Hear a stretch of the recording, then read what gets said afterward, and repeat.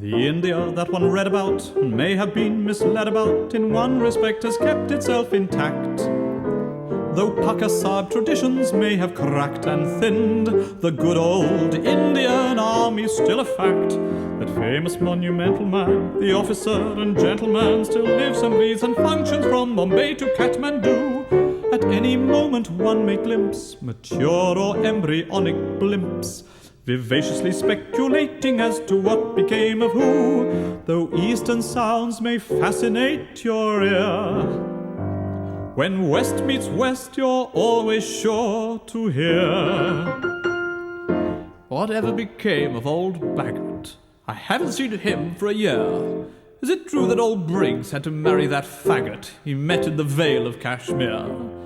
Have you had any news of that chap in the blues? Was it Prosser, or Pycroft, or Pym? He was stationed at Simla, or was it Bengal? I know he got tight at a ball in Nepal, and I wrote several four-letter words on the wall. I wonder what happened to him. Whatever became of old Shelley? Is it true that young Forbes was cashiered for riding quite nude on a push-bike through Delhi the day the new viceroy appeared? Has anyone heard of that bloke in the third? Is it Sotheby, Sedgwick, or Sim?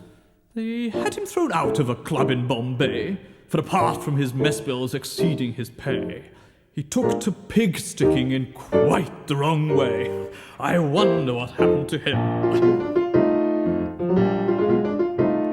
One can't deny that by and large upholders of the British Raj don't shine in conversation as a breed. Though Indian Army officers could read a bit, their verbal wit has rather run to seed.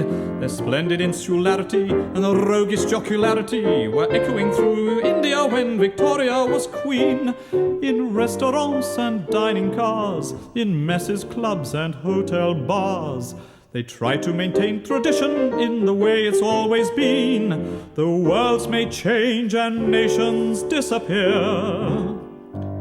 Above the shrieking chaos you will hear. Whatever became of old Tucker? Have you heard any word of young Mills, who ruptured himself at the end of a chucker and had to be sent to the hills? They say that young Lees had a go of DTs, and his hopes of promotion are slim. According to Stubbs, who's a bit of a louse, the silly young blighter went out on a souse and took two old tarts into Government House. I wonder what happened to him. Whatever became of old Archie? I hear he departed this life after rounding up 10 sacred cows in Karachi to welcome the governor's wife. Do you remember young Phipps, who had very large hips and whose waist was excessively slim? And it appears a curious doctor in Hanover Square gave him hormone injections to strengthen his hair. But he grew something here, and he grew something there. I wonder what happened to her, him,